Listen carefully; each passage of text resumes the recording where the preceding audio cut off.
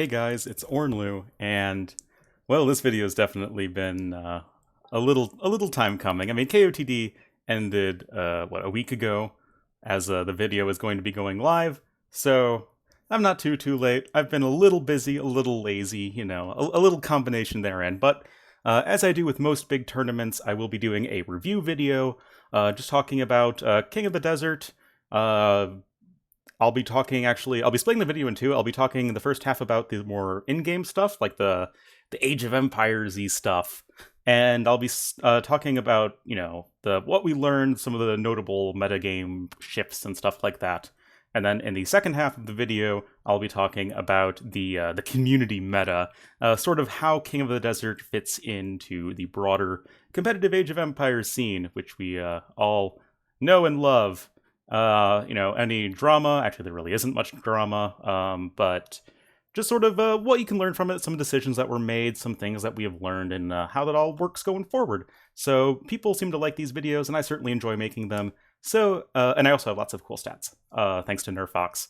So yeah, let's just jump right into this. So, boom. Talking first about the gameplay side of things, so ignoring the players and the whole tournament stuff, just talking about Age of Empires 2 Arabia, King of the Desert Arabia specifically.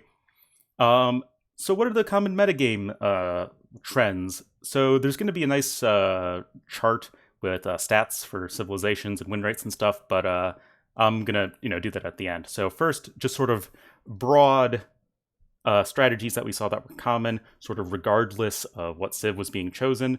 Drushing power. Drushing was very common throughout the tournament. I don't have any stats on this sort of thing. It's more of what I noticed after casting a lot of the tournament, like most of it.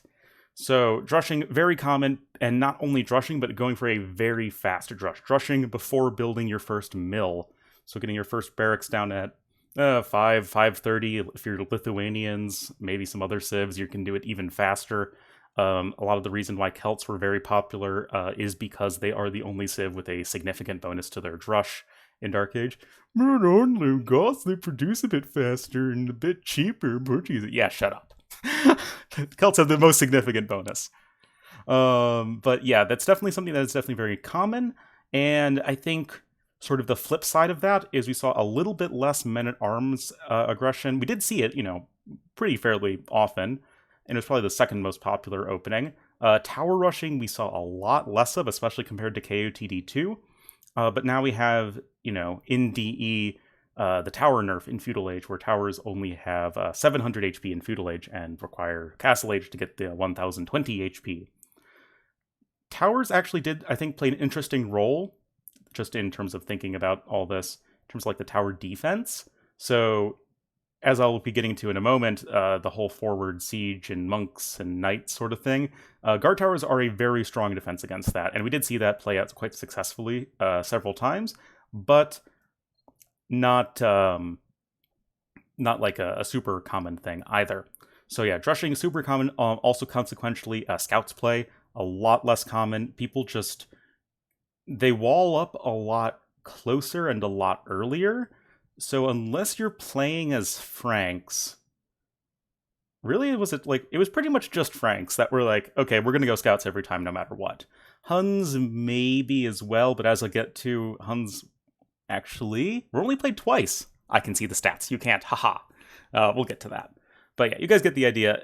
Not really a very common thing. Even Chinese, who normally open scouts, we were seeing a lot of just straight archers, or even going militia and men-at-arms, and every time that happened, I died a little on the inside because it was so bad.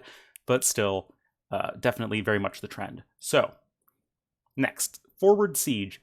You can call this the Hoang or the Hoanging strategery, especially with Celts, but I don't think that really tells the full story, because what Hoang does is a very specific thing where you go for a drush, lots of militia, completely neglect Feudal Age, go right up to Castle Age, go totally all in knights, monks, siege, Celt mango, eat TC, haha memes, that's the whole sort of thing.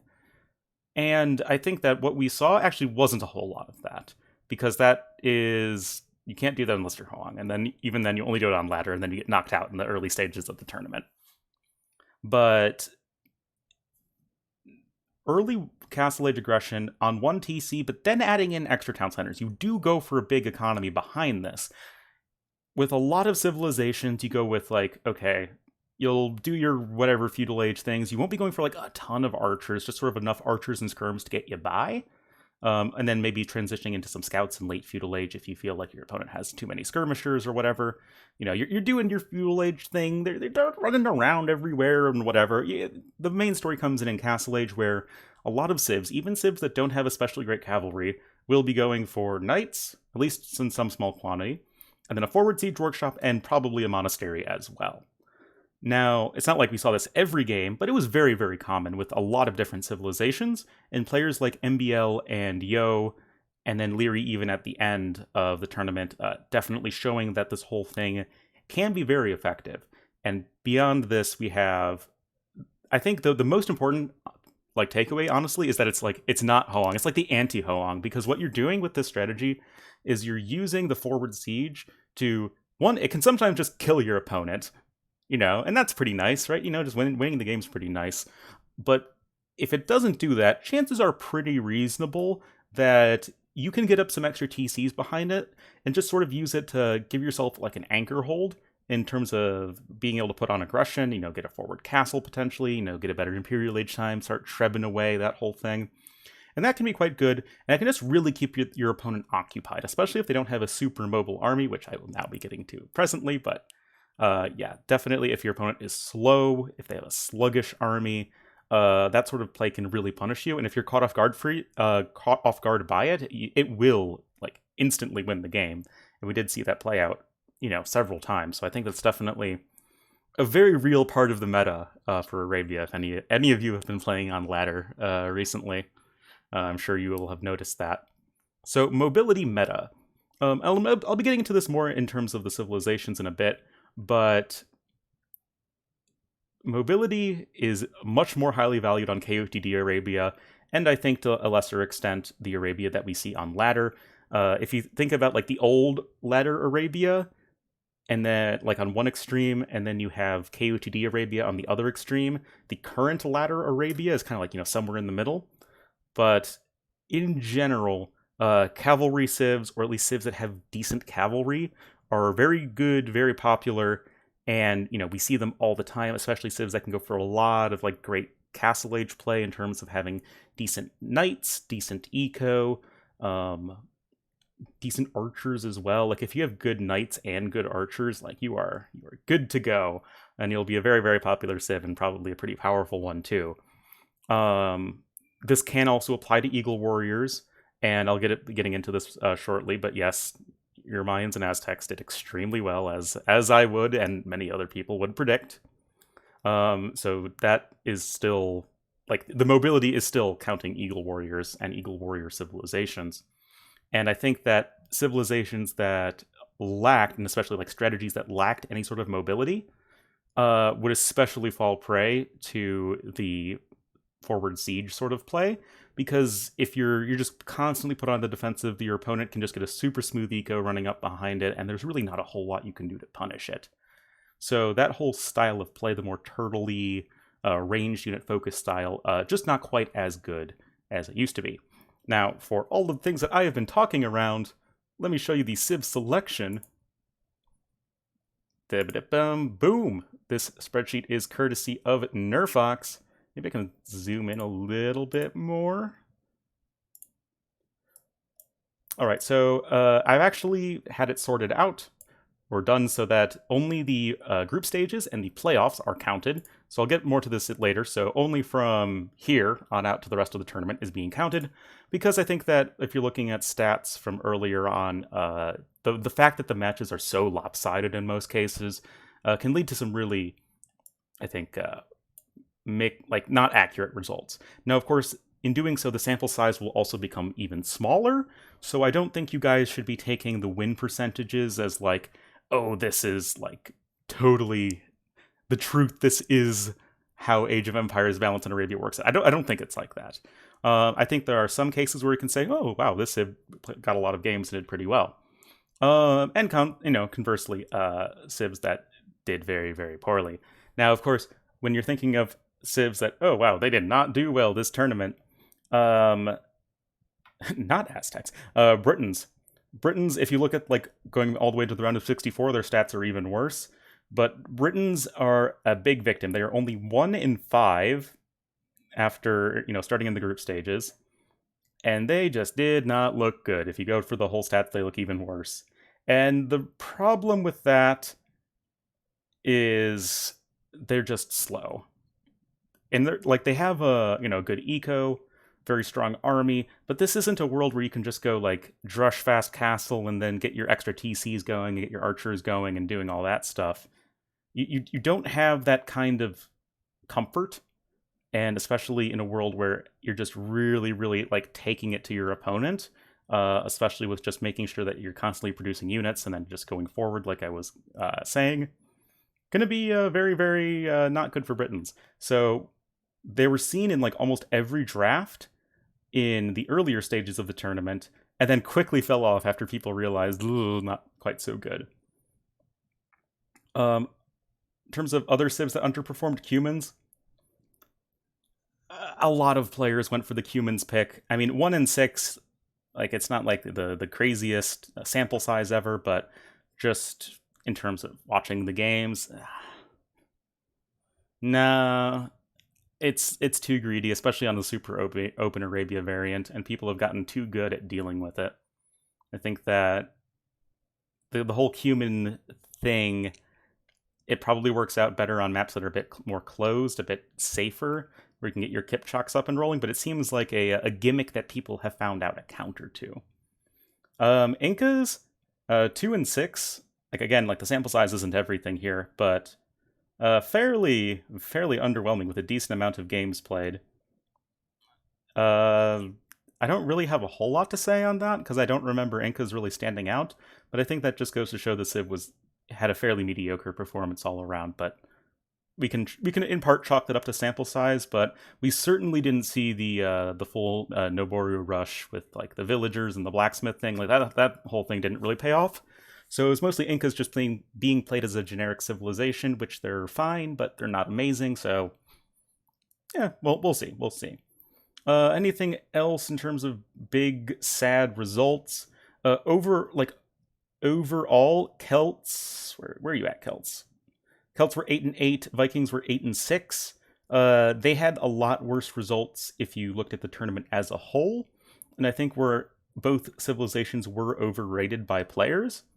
But they got the games done. They got the games won that needed to.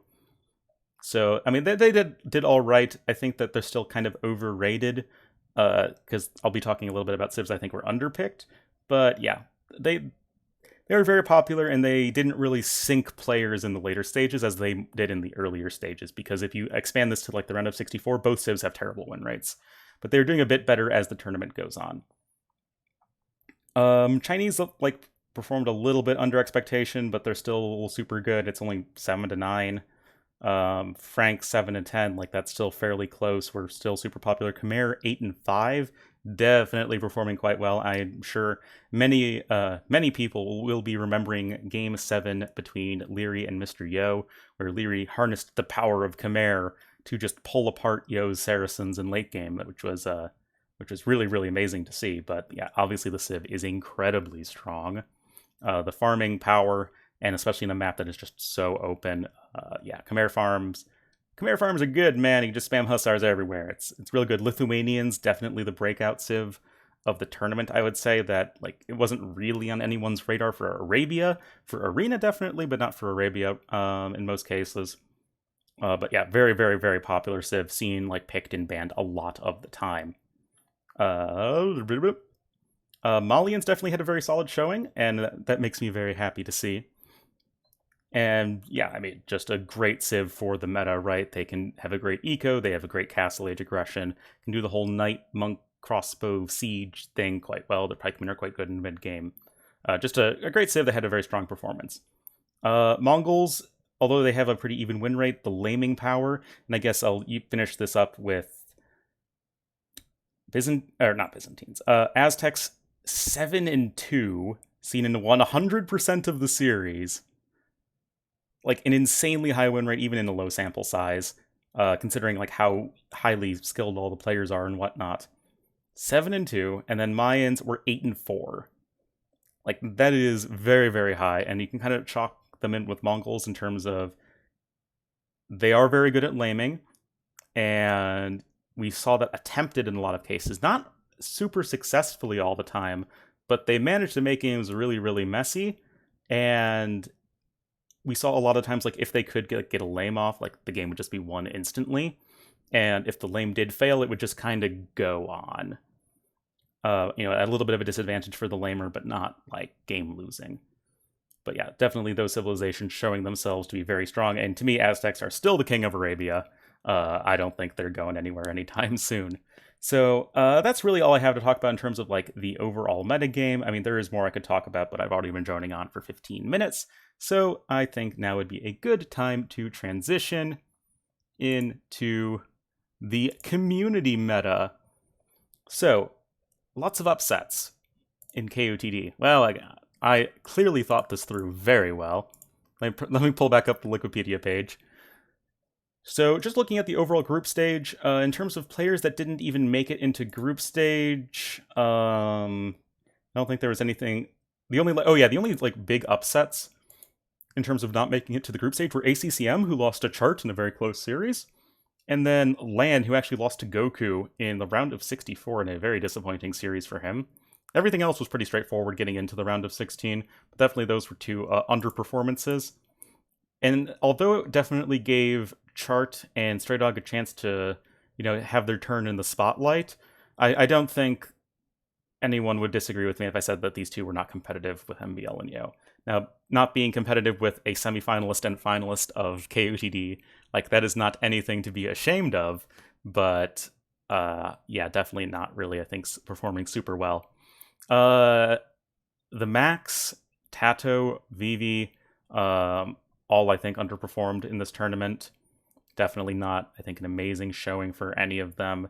They didn't have, like, many super amazing series. Backed has just been looking really inconsistent lately. Vinchester 0-6, yeah, that's pretty painful, but not quite at that top level.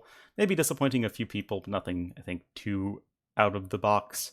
Nikov, I think, doesn't have a great matchup versus Leary. He clapped Vinchester. I don't think had just kind of a run-of-the-mill tournament performance for him.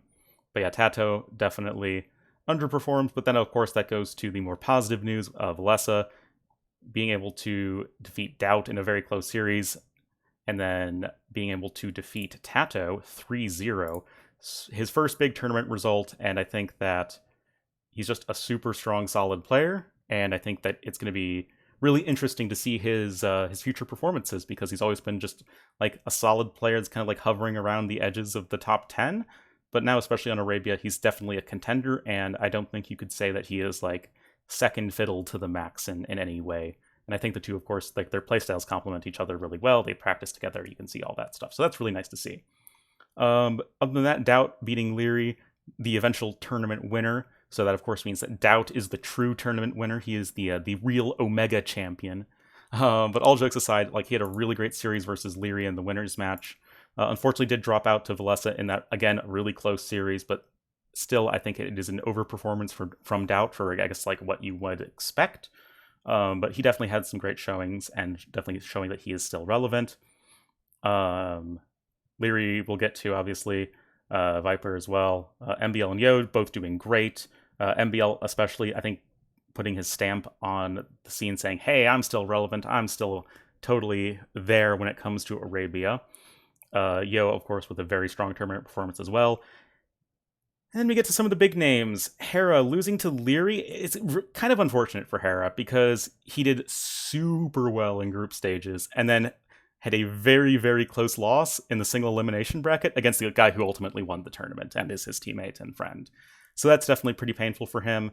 I felt like we just didn't even get to see that much of Hera, because he just, like, smashed through his group, and then just super close series got eliminated, so that's definitely a little unfortunate for him. But I don't think he played bad by any means, just kind of the luck of the draw when it comes to brackets. And that's what happens when you have upsets. You get weird brackets. Viper getting wrecked by Yo 03. I wouldn't even like. So Viper was barely challenged in the group stage, just like Hera. Breezed through Backed and the Max. Yo had him figured out. Viper didn't like especially underperform. It was just Yo seemed to completely have Viper's number, and I think that for somebody like the Viper, they are not going to be liking these very, very aggressive settings as much as some other players. Like especially like the AM guys would definitely be preferring the very aggressive Arabia variant to Viper, who's definitely the more sort of reserved macro player. And definitely there were certain times where his greed definitely got the better of him.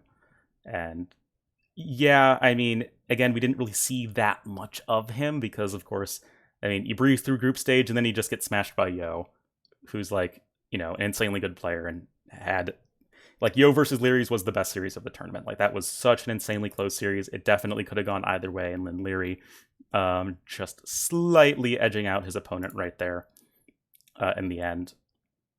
Dogao, oh yeah, I forgot to mention him. He definitely kind of a middle of the road result. Like, yeah, he got top 8, but he didn't really have any super convincing performances. I mean, like winning against the Max, but the Max looked kind of weak, and that series was kind of eh. But yeah, definitely, I think solid, but not like incredible performance.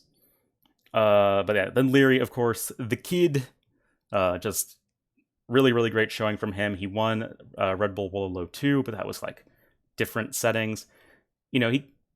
He did okay in group stage. Like he barely lost to Doubt, but like that was a huge upset. But then he went right back and smashed Nikov. Also clapping Vinchester as well. Looking good, having a super close series against Doubt, having a super close series against Hera, super close series against Yo, just kind of like squeaking by in just some very, very close series against some very, very good players.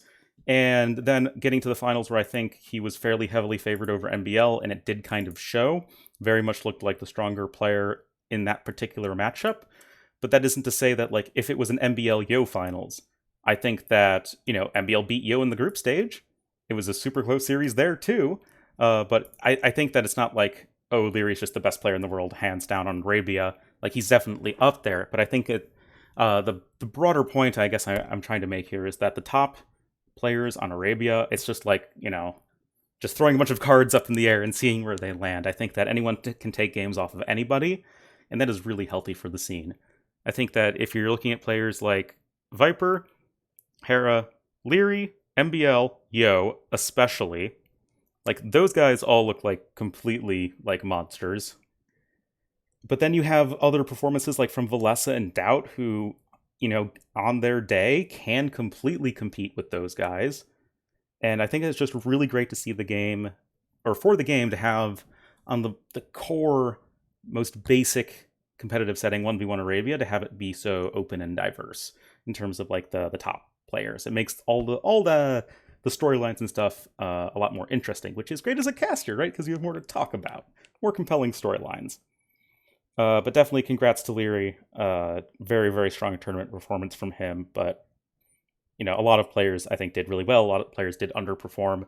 But I think the final thing I want to say on this is that this is just one way we play Age of Empires. This isn't a team game. It's only Arabia. There's no clowning involved here. There's no glubby glub, fishy, watery sort of thing here. No hybrid maps or anything like that. This is just one way we play the game, and I don't think you can say that the best player in the world in Arabia is the best Age of Empires 2 player. Obviously, that would be the winner of Clown Cup, which is Tato, and, Tato winning Clown Cup obviously makes him the best player, and he got knocked out in, group stage, so what does that say about this game? No, I'm just kidding. Yeah, there's a lot of Age of Empires to be played, a lot of different ways we can enjoy this game, and it'll be really interesting to see how that works going forward. So, all that aside, what else did I want to say about the meta? Oh yeah, minimal drama I think is good. Definitely a little bit of grumblings about KOT Arabia being potentially unfair. I think that's going to happen with any sort of map script. I think it did happen maybe a little bit more with KOTD Arabia, but it's just how the game is, right? It's random map, and I think that if it wasn't random map, if it was like fixed map, I think it wouldn't be Age of Empires.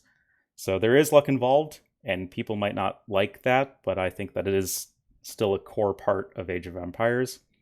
Sometimes you have bad maps, but sometimes you can win with bad maps, right? It's it's just how it goes sometimes, and anyone can beat anyone else on any given day if they're get the right civ matchup and map generation and whatnot. And then I guess like the AoE2 Grand Slam. Grand Slam is a thing in tennis, and I think it's maybe in golf as well. I don't really know, but people have been throwing it around where it seems like the core of like most prestigious tournaments is King of the Desert and NAC and Hidden Cup being organized by the three biggest casters respectively. And then maybe Red Bull Wololo, even if it's not like normal Age of Empires. But in terms of just prize pool alone, I definitely think it's going to be up there as well. So like those are definitely like the four biggest tournaments, and I think that KOTD is definitely re-cementing itself as it is up there in terms of like the biggest, most prestigious Age of Empires tournaments you can win if you don't knock over your glass of water. But yeah, definitely, I think that the tournament lived up, and I guess this will transition to the conclusion as I've already been rambling for 26 minutes. Oh boy. It was a good tournament. It didn't break viewer records as far as I know. But that doesn't mean that viewership was bad. There were amazing storylines. There were great moments. Memb did a great job with production. Tons and tons of people got in on casting, myself included. The list of co-casters is like, I don't know, like 20 long or something. And I got to see a lot of different players play Age of Empires too. I was worried early on that just like the way things worked out, maybe it was the maps or the settings or something, like a lot of the earlier matches were not very good. And I think that, honestly, I don't need to see the round of 64. Maybe not even the round of 32, or maybe like just see like the highlight games. Because I feel like it almost, at least for me personally, it kind of like left a bad taste in my mouth where it's like, okay, I want to start casting the earlier stages of the tournament because it's the start of a tournament, right? But we had to wait a long, long time before we got to like the big, exciting hype matches. But like when we got there, the matches definitely delivered.